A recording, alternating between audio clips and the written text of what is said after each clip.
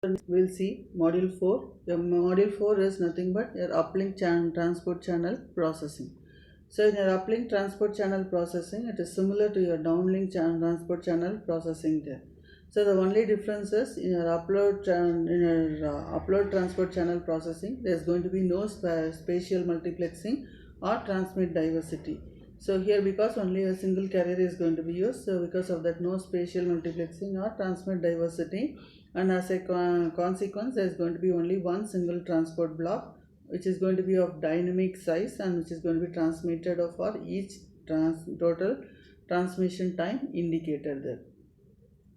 So here, this block diagram, if I am going to see, it is going to have a transport block which is going to be of dynamic size, which is going to be derived from the MAC layer, and from the MAC layer, the transport block, we are going to add the CRC, that is the CRC code is going to be inserted. After the CRC code is going to be inserted, we are going to have the code block segmentation. So code block segmentation, and per code block CRC insertion is going to be done there. So after that, we are going to go for your channel coding. Channel coding is nothing but a forward error correction is going to be done using your turbo coder, like how we have done in your downlink. Same way it is going to be done here also.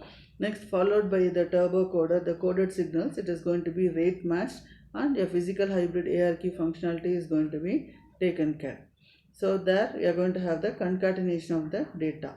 So where we are going to get the code words. So the code words are going to be scrambled by using a scrambler, and then we are going to give it to a modulation mapper there, where it is going to be modulated.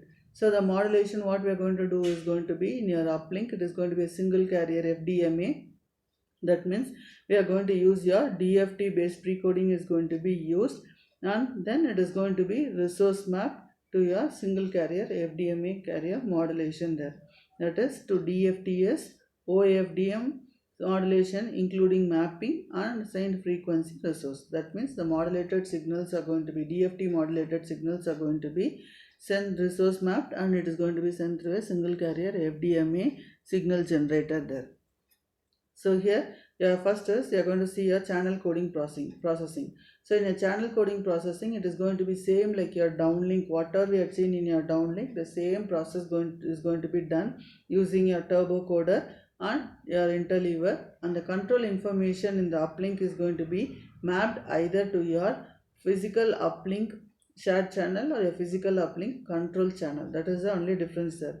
So whatever you had seen in the downlink, same is going to be there for your uplink also, but only difference is the control information that is going to be used in the uplink is going to be mapped to your physical uplink share channel or your physical uplink control channel there.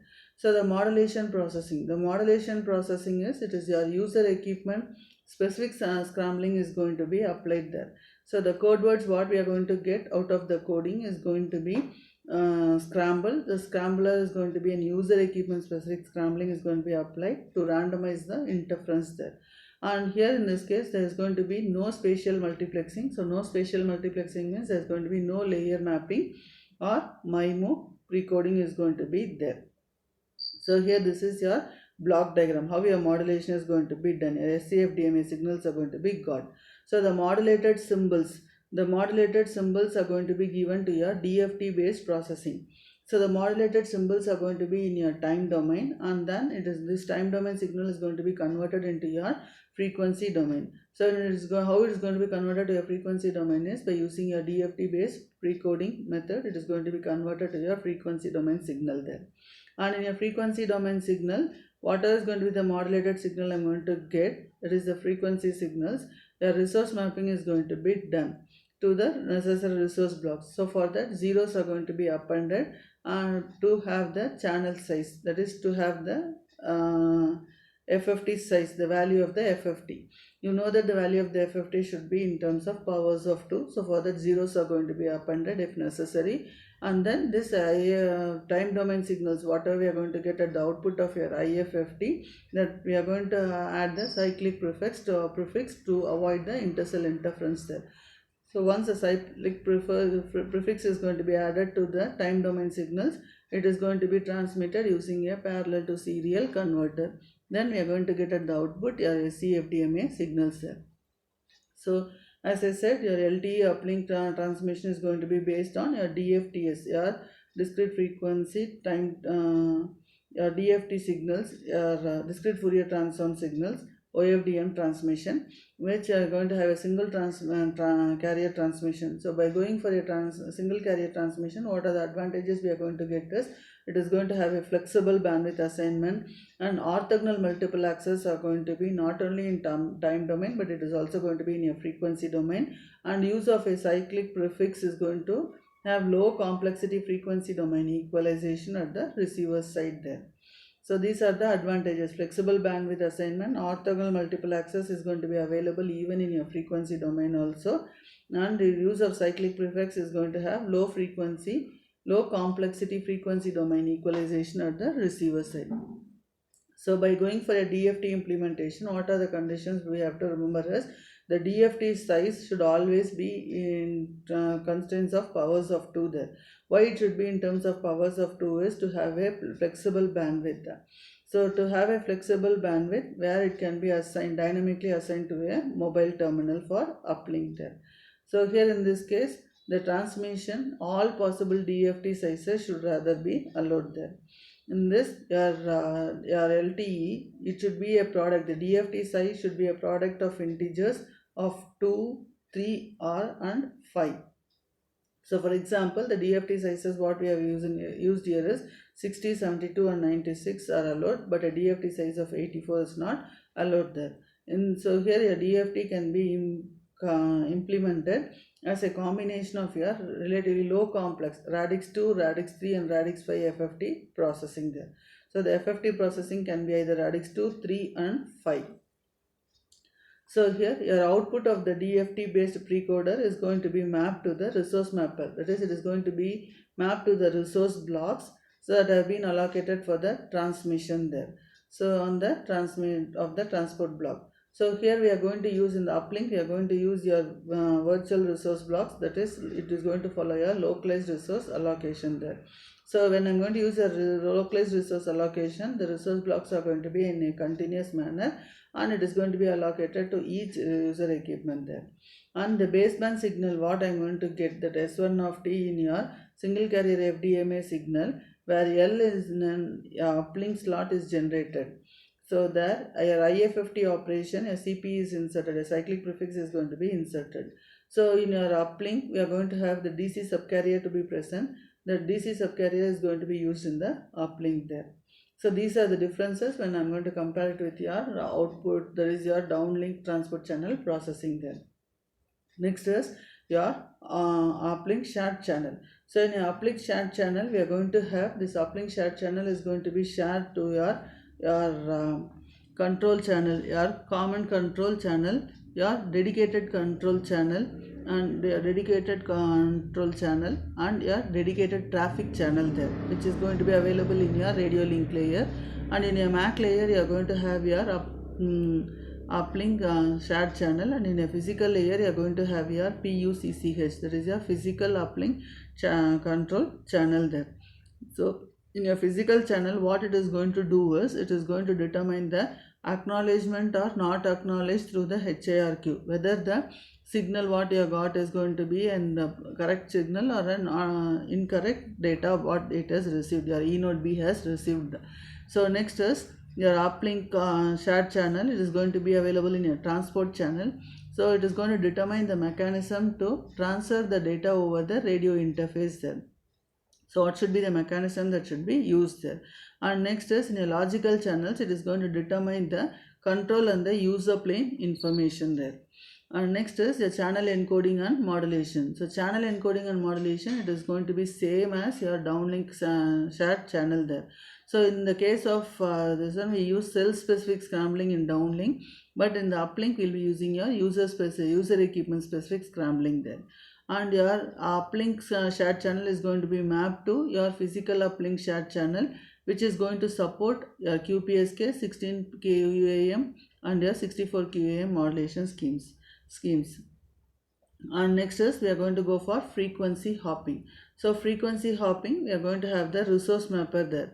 So where the resource mapper is going to map the complex value of modulation symbols in sequence onto the PRB blocks, onto the physical resource blocks. So here this modulation symbols are going to be mapped to your physical resource blocks. It is just going to be assigned for transmission in your physical uplink shared channel there.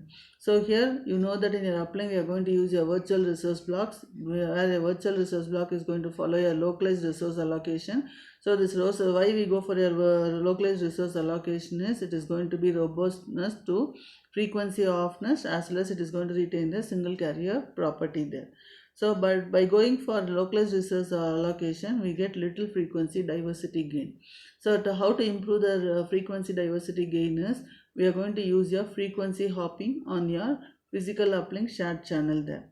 So the frequency hopping can be either as an intra-frame frequency hopping or an inter-subframe frequency hopping.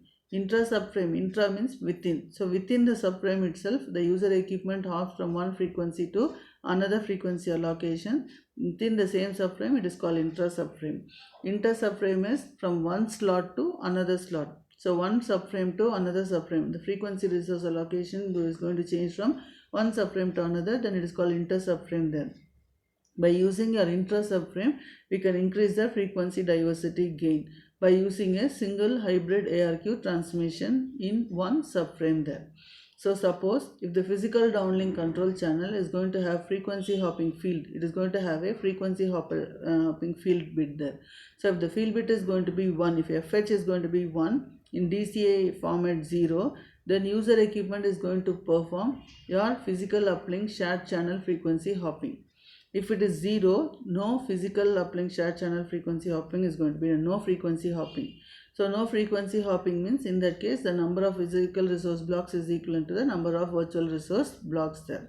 And if frequency hopping is going to be 1, there are going to be 2 frequency hopping types. So type 1 is going to use an explicit offset in the second slot.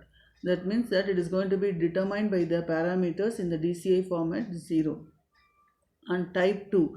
So in type 2, it is going to be a set of physical resource blocks that is going to be used for transmission.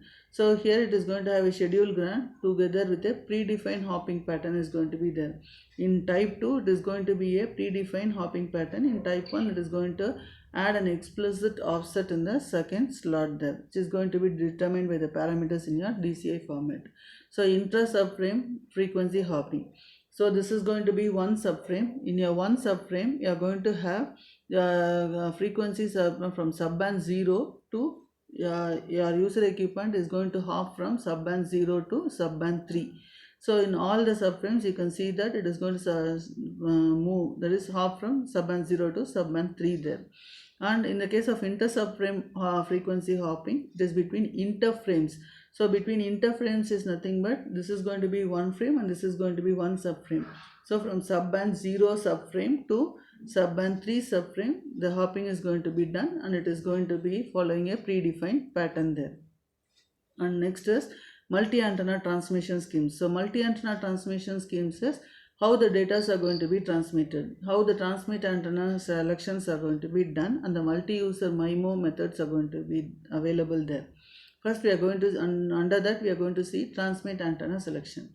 So when I am going to see the transmit antenna selection, 2 or more transmit antennas are going to be at the user equipment. So based on 2 or when I am going to have more than 1, in that case automatically I have to select which antenna to be used for to transmit the data there. So in that, by using that, I have a spatial diversity gain can be achieved. So that is going to depend on signaling from the higher layers there. So suppose if I am going to have no antenna selection means that your user no antenna is going to be selected, means in that case your user equipment will transmit the data from antenna port 0. If I am going to have closed loop antenna selection means your user equipment is going to transmit the antenna selection. It is going to it is going to get the commands received via DCI format 0 from E node B. So from E node B, it is going, your user equipment will receive the commands via the DCI format there. And open loop antenna selection means the transmit antenna to be selected by the user equipment is not specified. It can use any one. So your user equipment can determine the optimum antenna based on hybrid ARQ acknowledge or not acknowledge feedbacks. So suppose your user equipment is going to transmit from antenna 0 for some time instance, and then it is going to go for antenna 1 for next time instance there. So now it is going to see the ratio of your time instance 1 to time instance 2. Suppose if your user equipment is going to monitor the hybrid ARQ acknowledgement bar no acknowledgement ratio. If the ratio is going to be less when at the time instance, then antenna 0 was used, then the antenna 1 is going to be a better choice. So the hybrid IRQ acknowledge not acknowledge ratio is going to be monitored by the user equipment. If the ratio is going to be a lesser when one particular antenna is going to be used, surely that is when antenna 0 is going to be used, then antenna 1 will be a better choice there. Next is we are going to go for multi-user MIMO in the uplink there. So when I am going to use a multi-user, that means that two user equipments I am going to use, multi-users. So more number of users I am going to have. That means two user equipments are going to transmit simultaneously on the same radio source. So when it is going to transmit simultaneously on the same radio source, we call that to be a virtual MIMO channel there. So when then the function of when the two user equipments transmit simultaneously, E node B should separate that data stream for each user equipment. So how it is going to separate is by using a multi-user detection there. So the transmission mode is going to be your spatial multiplexing gain is going to increase. So spatial multiplexing gain increases in the uplink spectrum efficiency with single antenna user equipments. So here it is going to mainly affect the operation at the E node B. So how it is going to affect the operation at the E node B is the channel quality indicator calculation and the scheduling process is going to be done. So once it is going to be done, channel quality calculation and the scheduling process is going to be done. The changes due to the interaction between the data streams from different user equipment. So here based on the channel quality interaction and the scheduling process, your user equipment and E node B should calculate. calculate the channel quality calculation there. If it is not, then in that case there is an interaction between data streams there. So then it will affect the operation at the E node B there. So E node B can estimate the channel information from the reference signal which is going to be sent by the user equipment, and it is capable of performing the channel quality calculation and scheduling without further feedback from the user equipment there. So E node B can differentiate and demodulate the signals from the two user equipments, because orthogonal reference signals are going to be used at the two different user equipments there. Thank you.